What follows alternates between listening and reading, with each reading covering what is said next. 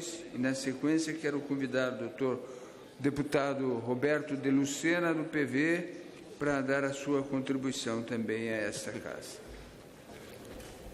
Senhor presidente, senhoras e senhores deputados, senhoras e senhores convidados. Essa emblemática comissão geral que discute as 10 medidas contra a corrupção, de iniciativa do brilhante deputado Mendes Tame, parlamentar honrado, cujo mandato muito orgulha o povo de São Paulo e o Partido Verde, ressignifica a data de hoje, na medida em que marca uma nova fase no trâmite da proposta legislativa popular que chegou a esta casa com apoiamento de mais de 2 milhões de brasileiros que querem viver um Brasil mais justo, solidário, fraterno e livre de corrupção. Quero, antes de tudo, senhor presidente, lamentar que a sociedade tenha tido que se mobilizar e mandar para esta casa as reflexões das quais teríamos nós, senhoras deputadas e senhores deputados, que temos nos ocupado em tempo. Na legislatura passada, eu fui dirigente da Frente Parlamentar de Combate à Corrupção e dela sou membro na atual legislatura. Contribuí com essa discussão de um Brasil sem corrupção com o projeto de lei 2489 de 2011, que tipifica a corrupção como crime hediondo e que tramita pensado a uma proposta oriunda do Senado Federal, dentre outras propostas. Centenas de iniciativas como esta acumularam-se nas gavetas das comissões e não tramitaram porque não havia interesse, não havia disposição política. E ainda em tempo, quero aqui fazer uma homenagem justa a um grande brasileiro, que foi o presidente da Frente Parlamentar Mista de Combate à Corrupção na legislatura passada, o deputado Francisco Praciano.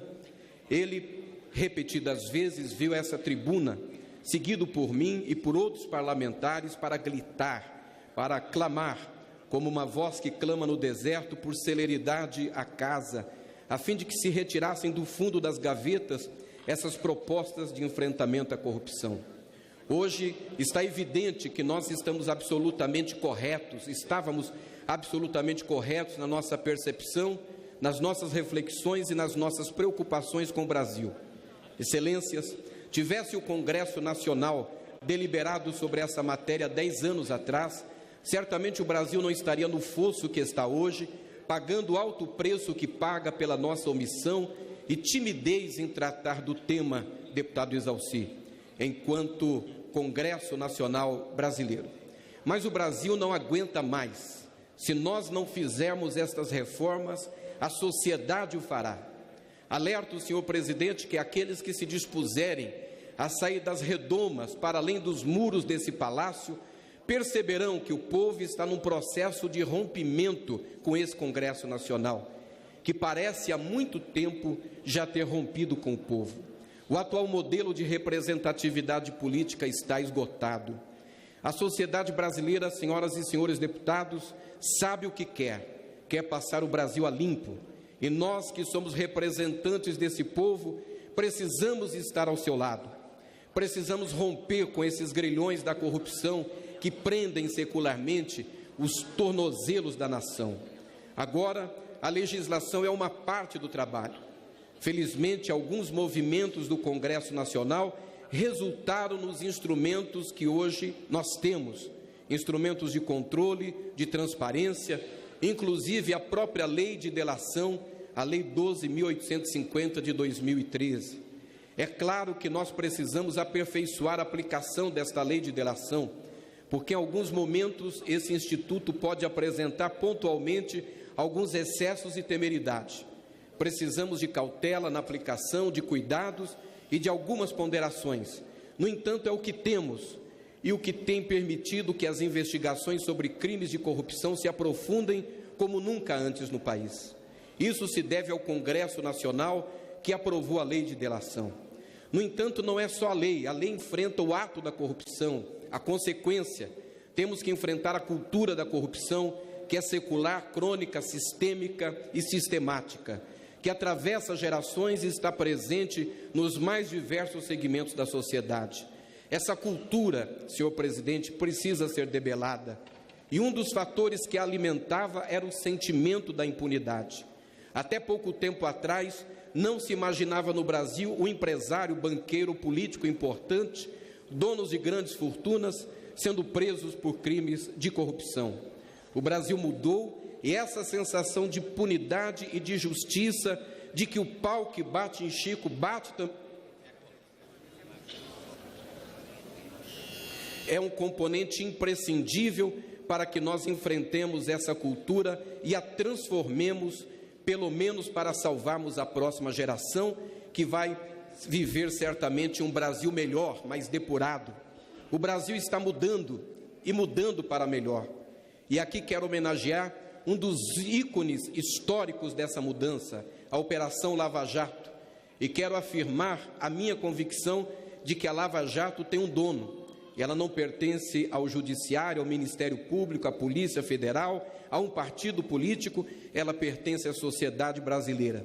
E haverá de se frustrar aquele que tiver a intenção ou a especulação da mínima possibilidade de frear, de impedir o avanço da Operação Lava Jato.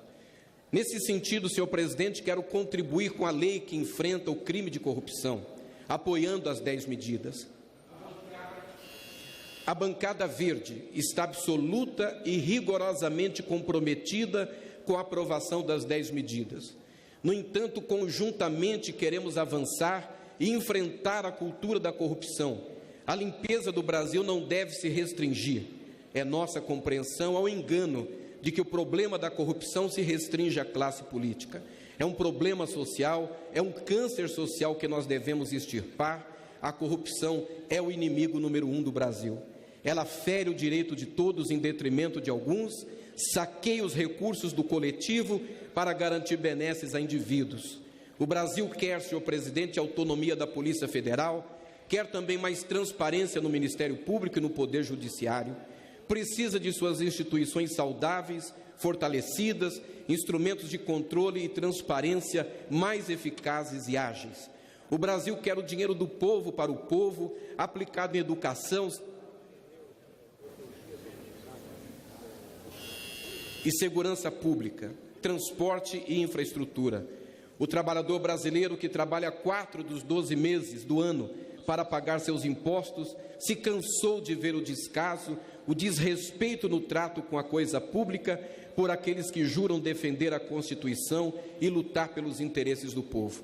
Eu aqui concluo, senhor presidente. Eu sou pai de 2 filhos, a Melissa, que tem 28 anos, e o Renan, que completa amanhã 26 anos. Eu sou avô de 2 lindas senhoritas, a Lívia, que tem 8 anos de idade, e a Lorena, que tem 4 meses. Daqui a 20 anos, eu estarei com 70 anos, e as minhas netas com 28 anos e com 20 anos. Elas vão viver num Brasil melhor do que o Brasil que nós estamos vivendo hoje. A transição nós a faremos, e as 10 medidas fazem parte dessa travessia. Vamos, portanto, dar as mãos, unir a casa em torno deste esforço, para aprovar não 5, não 7, não 8, mas as 10 medidas e darmos à sociedade a resposta que ela espera desta casa, ficando ao lado do povo e manifestando, senhor presidente, o nosso compromisso com o Brasil do futuro. Era o que eu tinha a dizer. Muito obrigado, senhor presidente, senhoras e senhores, que Deus abençoe o Brasil. Meus agradecimentos ao deputado Roberto de Lucena, que falou pela liderança do Partido Verde.